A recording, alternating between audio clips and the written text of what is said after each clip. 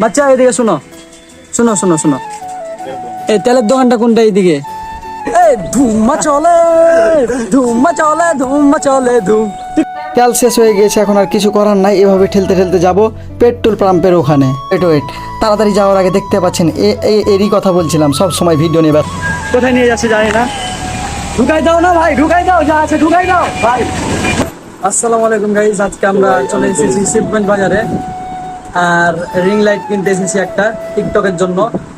তো যাই হোক, আজকে মানে আমরা বুঝতে পারি নাই, অনেক দূর কষ্ট করলাম। তো যাই হোক, আমরা সবাই আসি। আর কথা হচ্ছে যে কানসার থেকে আমরা আবার শিবগঞ্জে আসলাম।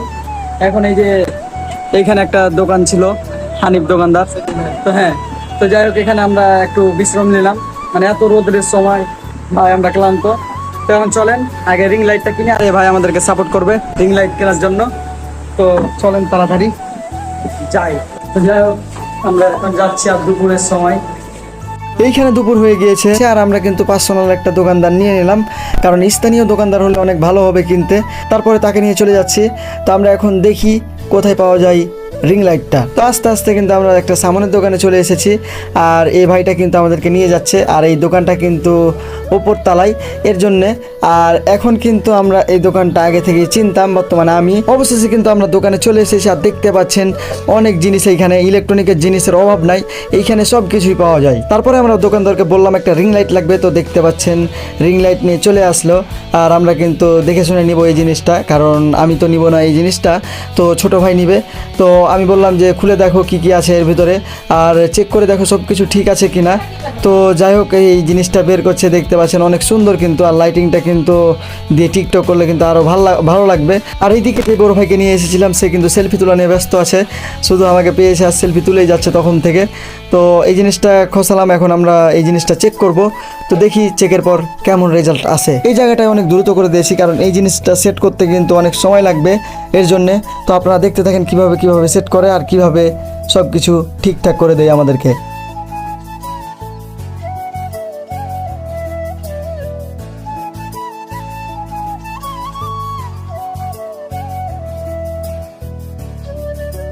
প্রায় অনেকক্ষণ বসে থাকার পর কিন্তু আমাদের রিং লাইটটা সেট আপ করলো। তো অনেকক্ষণ বসে থাকার পর দেখতে পাচ্ছেন এই ছোট একটা লাইট, আর এইটাই কিন্তু ছোট, সর্বোচ্চ ছোট এইটা। আর অনেক বড় আছে যেগুলোর দাম কিন্তু প্রায় 3-4 হাজার টাকা দাম, ওইটা নিতে পারবে না আপাতত। তো আপাতত এইটার দাম 900 টাকা। তো এইটা নিয়ে আমরা বাড়ি চলে যাব। আর এই জিনিসটা কিন্তু অনেক সুন্দর, আর অন্ধকারে কিন্তু আরও সুন্দর লাগবে এই রিং লাইটটা। তাড়াতাড়ি কিনে আমাদেরকে যেতে হবে এখান থেকে চলে। যাই হোক, অনেক কষ্টের পর কিন্তু আমরা পেয়ে গিয়েছি, আর আমরা কিন্তু এখন হাসি মুখে বের হয়ে যাচ্ছি। আর দেখতে পাচ্ছেন তাদের অবস্থা প্রথম রিং লাইট পেয়ে।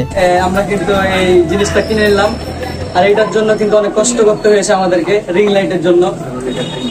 মানে হ্যাঁ, নতুন কিছু পাবেন, কারণ আমরা কিন্তু মিস্টার বিস্টের মতন সার্ভাইভ করতে যাচ্ছি মরুভূমিতে, এখন না। কারণ এই জিনিসটা কিনলাম, এখন টিকটক করবে। আর কথা হচ্ছে যে আমরা অনেক কষ্ট করেছি এটার জন্য, কারণ খাসারহাট থেকে আমরা কানসার্টে গিয়েছি, কানসার্ট থেকে আবার শিবগঞ্জে, আবার এইখান থেকে আবার বাসা, অনেক কষ্ট আছে। কষ্টের পরে কিন্তু এই জিনিসটা পেয়ে নিয়েছি। আর দেখেন ছেলেটা টিকটক করবে নতুন। যাই হোক, ভালো লাগলো আর কি। চলাম। যেই দোকানদার দোকান বন্ধ করে আমাদেরকে এই রিং লাইটটা কিনে দিল, সে বলতেছে ভাই দুপুরবেলা চলেন কিছু খাই হোটেলে। তো আমরা অনেকক্ষণ বললাম যে না, আমরা থাক, কিছু খাবো না, আমরা চলে যাব সবাই মিলে। তো অনেক রোদ ভাই, এই রোদে কিন্তু সাদা চেহারার মানুষকে কিন্তু কালো করে দিচ্ছে। তো এই রোদে হাঁটতে আর ভালো লাগছে না। তো আমরাও বললাম তো ঠিক আছে চলেন তাহলে কিছু বিশ্রাম নেই, না হলে তো আর ভালো লাগবে না। আগেই বলেছিলাম দুপুরবেলা, হ্যাঁ, এখন এর রোদের তাপমাত্রায় কালো হয়ে গেলাম। তো যাই হোক, আমাদেরকে কোথায় নিয়ে যাচ্ছে জানি না, ঢুকাই দাও না ভাই, ঢুকাই দাও, যা আছে ঢুকাই দাও ভাই।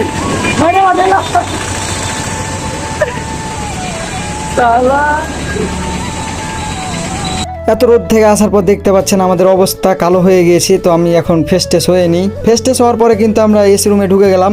তো অনেক ভালো লাগছে। আর দেখতে পাচ্ছেন রোদে কিন্তু একদম চেহারা বাদ হয়ে গেল। আর যাই হোক, এখন কিন্তু প্রচুর গরমে ভাই গোসল করে নিয়েছি। তো যাই হোক, আমাদেরকে অনেক গরম লাগছে, তো আমরা এসি রুমে ঢুকে গেলাম। এখন এই গরমে আর কিছুই করতে ভালো লাগছে না, যারা বাইরে আছে তারাই জানে যে গরমের কি যন্ত্রণা। আর এত গরমে ভাই এই এসির ঘরে ঢোকার পরে কিন্তু আমাকে মোটামুটি ভালো লাগছে এখন, আপাতত অনেক ভালো লাগছে, কারণ এইখানে ঝড় ফ্যান আছে আর অনেক ভালো লাগছে। আর যারা বাইরে কাজ করে আল্লাহ তালাই জানে তারা কিভাবে মানে কাজ করে, এত গরমে ভাই আমরা অনেক ঘেমে গিয়েছি। তো যাই হোক আলহামদুলিল্লাহ আপাতত এখন ভালো লাগছে, সব কিছু খুলে দেওয়ার ইচ্ছা হচ্ছে এই গরমের ভিতরে। দেখতে পাচ্ছেন আমাদের কিন্তু সামোসা দিয়ে দিয়েছে, আর এই গরমে কিন্তু অনেক পানি খেতে হবে। আর কথা হচ্ছে যে মন থেকে যেগুলো দিয়েছে অনেক ভালো লাগলো, কিন্তু এইখানে আমরা ভাত টাত খেতে পারবো না, আপাতত অনেকজন আছি। আর এইখানে কথা হচ্ছে যে আমরা ভাত খাওয়ার জন্য আসি নাই, জাস্ট পানি খাবো। আর আমি কিন্তু সকাল থেকে কিচ্ছু খাই নাই গাইস, এর জন্যে কিন্তু খাচ্ছি অনেক। আর আপাতত এই লোকটার মন কিন্তু অনেক অনেক ভালো, যেটা না বললেই নয়। মানে আমি আসাতে ভাই, আমি রাস্তা দিয়ে আসছি, ওর ভাই আছে, বোন আছে, যতগুলা মানুষ আছে সবাইকে বলেছে ভয়েস কিং হাত এসেছে। তো আমি হাসতে হাসতে শেষ। তো ভাইয়ের মনটা অনেক ভালো, তারপর তো এখান থেকে খাই আমাদেরকে, মানে এই জায়গাতে বসে থেকে অনেক ভালো লাগছে। ঠান্ডা এসি রুম, মানে ফিরি ফিরি এসি গাইস, আর কি বলবো। তো সবাই খাচ্ছে, খাক, তারপরে খাওয়া দাওয়া শেষ করে আমাদেরকে যেতে হবে বাড়ি, কারণ আমাদের জন্য ওয়েট করছে অনেকজন, ফানি ভিডিও করতে হবে। তো চলেন তাড়াতাড়ি, ওয়েট তাড়াতাড়ি যাওয়ার আগে দেখতে পাচ্ছেন এরই কথা বলছিলাম, সব সময় ভিডিও নিয়ে ব্যস্ত। খাওয়া দাওয়া শেষ করে আমরা এখন চলে আসলাম বাইরে। আর বাইরে ভাই এত গরম, এসি থেকে বের হওয়ার পর এত গরম ভাই, মানে কি আর বলবো। তো সামনে হুন্ডা আছে, ওইখানে তাড়াতাড়ি যাই আর ভাইকে বিদায় দিই। হ্যাঁ, তো আমরা বের হয়ে গেছি এখন বাড়ির উদ্দেশ্যে সবকিছু নিয়ে। এখন আমরা চলে যাব, আর অনেক মানে এখন দুপুর হয়ে গেছে আর আমাদের গাড়ি চলে এসেছে। আমরা খুশি খুশি মনে কিন্তু যাচ্ছি বাড়ি, কিন্তু সামনে যে এরকম একটা বিপদ হয়ে যাবে আমরা ভাবতেই পারিনি। ভাগ্য যখন সহায় থাকে না তখন আর কি করার, হুন্ডাতে তেল শেষ হয়ে গিয়েছে, এর জন্য আমরা কিন্তু এখন ফেসে গিয়েছি। আর এই দিক দিয়ে মনে করেন পুরা রাস্তা ফাঁক, মানে কোনো কিছুই নাই। আপাতত তেল ভরবো, তেলের দোকান বন্ধ। এমন টাইমে আমাদের মানে এই তেলটা শেষ হলো যে কিছু করার নাই, এখন কি করার কিছু নাই। বাচ্চা এদিকে শোনো, এই তেলের দোকানটা কোনটা? এইদিকে এটা ভ্যানের দোকান। এটা বলি না, মানে তেলের দোকানে এখান থেকে কত দূর হবে? হুন্ডাতে তেল ভরবো, অনেক দূর। আচ্ছা, তো যাই হোক এখান থেকে অনেক দূর আসতে চেষ্টা করছে। চা তো অবস্থা প্রচুর খারাপ ভাই। তো যাই হোক এখন আমরা কি করবো এটা দেখ। আর আকাশের কিন্তু ওয়েদারটা খুব খারাপ, মানে বৃষ্টি আসতে পারে,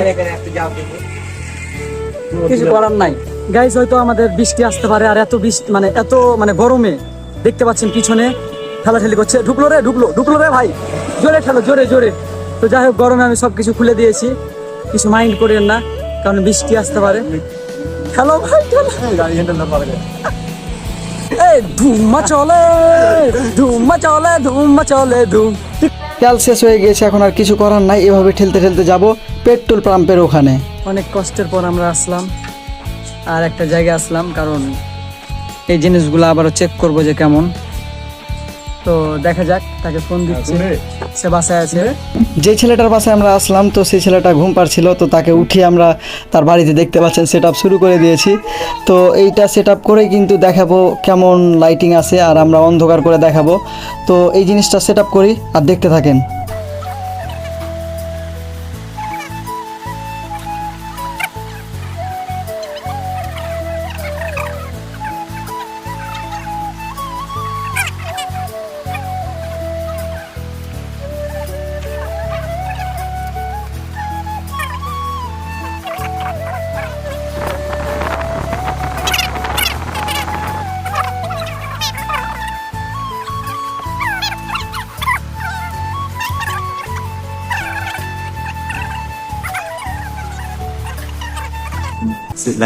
তো যাই হোক আমরা লাইটিং সেট আপ করলাম, অনেক কিছুই করলাম। আর দেখতে পাচ্ছেন অনেক সুন্দর লাইটিং, তো আমরা অনেক কষ্ট করে কিনে নিয়ে আসলাম।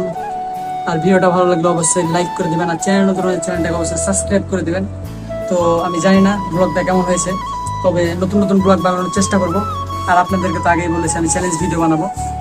তো যাই হোক আজকের ভিডিওটা এই পর্যন্তই। আল্লাহ হাফেজ।